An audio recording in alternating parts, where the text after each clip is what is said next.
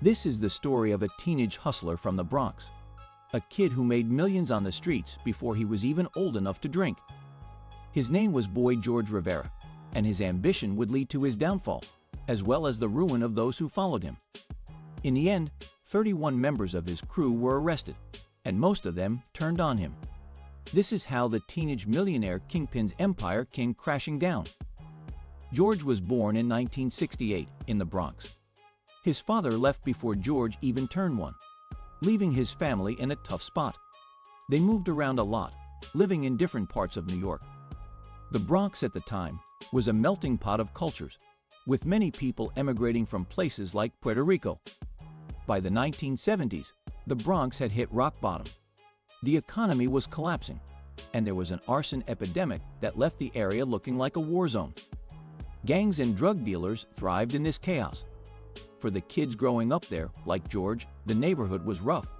Welfare, food stamps, drug dealers, addicts, and constant crime were the norm. By the mid-1980s, the drug trade was booming, especially in places like East Tremont, the Grand Concourse, and the Soundview projects. George grew up struggling. His mom was doing her best, but it wasn't enough, and he ran away from home more than once. By the time he was 12, he had ended up in a home for troubled teens. Over the next few years, he bounced between group homes, learning some tough lessons about survival. If you're enjoying this video so far, don't forget to hit the like and subscribe button. During this time, George picked up street smarts and survival skills that couldn't be taught at home. He even got into some minor trouble with the law, which led to him spending a year in a juvenile facility. But all this served as preparation for his future. Every experience made him sharper, and the streets became his classroom, teaching him how to move in a world that was all about the survival of the fittest. Eventually, George returned to the Bronx and dropped out of high school, deciding to chase something bigger: money. That's when a friend named Mike introduced him to the street hustle. Mike was already involved in the scene, and he gave George the nickname Boy George. It wasn't a tough-sounding name, but it stuck. From that point on, when people mentioned Boy George, they were either talking about the famous singer or the teenage hustler. George started working for the Torres family, a criminal organization that had been dealing heroin since the 1970s in the Bronx and Manhattan. They used their drug money to buy properties and even opened a $30 million mall in Puerto Rico. By the time George was 17, he was a full-blown hustler, running the streets of the South Bronx and making money for the Torres organization. To help him out, he recruited some of his friends from his time in juvenile facilities. The money was good, and George was doing well. George was raking in cash, and in the 1980s, this was serious money. He was buying houses in Puerto Rico for $400,000 in cash. Just imagine what you were doing in high school. Then think about George, driving around in the newest Benz at 19 years old. In 1987, the DEA took down key members of the Torres organization in Puerto Rico, arresting over 40 people. This opened the door for George to make his move. Little did he know, his time at the top would be just as short-lived. With the Torres organization out of the picture, George recruited more friends from Castle Hill and other neighborhoods he knew well. He took over the game through violence, and soon, the money started rolling in. He opened new spots in the city and made sure his people were paid well. One key recruit was Ward Johnson, also known as Sixto. Sixto had been a cab driver and had a connection to George. He was smart and knew how to get things done, eventually becoming George's right-hand man. By August 1987, George's empire had caught the attention of law enforcement. His friend Mike, the same one who got him into the hustle, had turned into a confidential informant.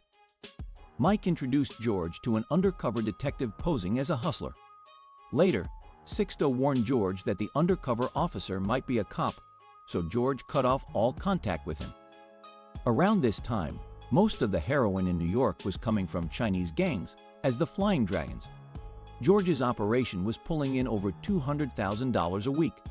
At this level, he had a new problem: how to clean all that dirty money. So he hired financial consultants to help him launder it. His flashy lifestyle caught the attention of both women and the feds. He owned about 20 cars, including a Porsche worth $350,000, with all the luxuries like a phone, TV, VCR, and even an ostrich skin interior. But one deal went wrong when two associates were involved in a transaction worth $500,000. One of the guys disappeared with the cash, making George look like a fool. George allegedly killed the other guy and then sent a hitman after the one who ran off. By this time, law enforcement had wiretaps on George's phones. They recorded 60 conversations that would later be used against him in court, showing how deep he was in the drug trade. The feds also arrested some of his workers, and nearly all of them became informants, providing details about heroin mills and drug spots. In May 1988, a month after losing the $500,000, George's hitman found and killed the runaway associate. A month later, another man named Todd was killed in a parking lot on City Island, supposedly by George's hitman. In June 1988, George allegedly ordered the killing of a female associate who had stolen from his organization. Then, in a bold move that would come back to haunt him, George chartered a yacht for $38,000 an hour on Christmas Eve 1988 and threw a lavish party for his crew. The yacht sailed around New York City for 3 hours, with George footing the bill for everything: food, drinks, entertainment from artists like Big Daddy Kane, and luxurious prizes like BMWs and diamond-studded belt buckles. As 1989 began, George was still expanding his empire and laundering money, including investments in property in Puerto Rico. By 21, he controlled about 15 drug spots in the Bronx and Manhattan. But law enforcement was closing in. They had surveillance cameras on one of his drug spots, catching his crew in action. Eventually, police moved in, arresting 11 of his workers and seizing drugs, weapons, and incriminating records. Sixto warned George to leave town, but the next morning, 30 federal agents were waiting for him as he left his apartment. He was arrested, and on the way to the station, a federal agent pointed at a small plant and said, "See that plant? It'll be a tree by the time you get out." When they searched George's apartment, they found payroll records, address books, and transaction details. They also found a photo album from the Christmas yacht party, with all the key members of his organization clearly shown. In May 1989, 31 people connected to Boy George's organization were arrested. With the evidence piling up, his right-hand man Sixto cooperated with the government, testifying against George in exchange for leniency. Mike, the informant, was later found dead in the trunk of a car. In the end, George was linked to 6 murders and a $15 million drug empire. In April 1991, at the age of 23, Boy George Rivera was sentenced to life in prison without parole. His rise and fall were swift, and his story became a cautionary tale, leaving a mark on the streets of the Bronx and a legacy of ambition and violence. Boy George Rivera's fall from grace didn't just affect him. It rippled through his entire community and the world he built. The teenagers who grew up under his influence, the families who lost loved ones to addiction, and the neighborhoods scarred by violence all bore the brunt of his rise and fall. His story, while fascinating, is also tragic, serving as a stark reminder of how the allure of fast money and power can destroy lives. In prison, George's life took a dramatic turn. The teenage kingpin, who once controlled millions and operated an empire of heroin, was now locked in a cell with little hope of release. His sentence was life without the possibility of parole, a fate that gave him ample time to reflect on his choices. Many people who end up in such positions often fade into obscurity, their names only remembered by a few. However, George's story continues to intrigue and captivate people decades after his arrest, largely because it's a tale of extreme highs and devastating lows. As George spent his days behind bars, his former associates, friends, and rivals faced their own fates.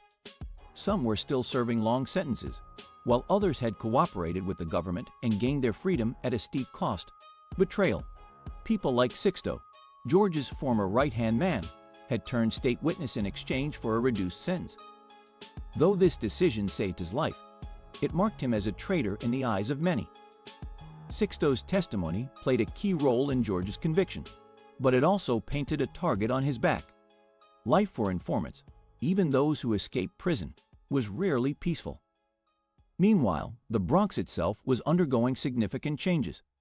The 1980s and early 1990s were some of the most turbulent years in the borough's history, marked by rampant crime, drug addiction, and violence. Boy George's empire had only added to that chaos. But as the years went by, law enforcement continued to crack down on the drug trade, making high-profile arrests that dismantled many of the large operations that had once flourished. By the mid-1990s, the heroin trade that George had dominated began to shift, and new players emerged, often learning from the mistakes of those who had fallen before them.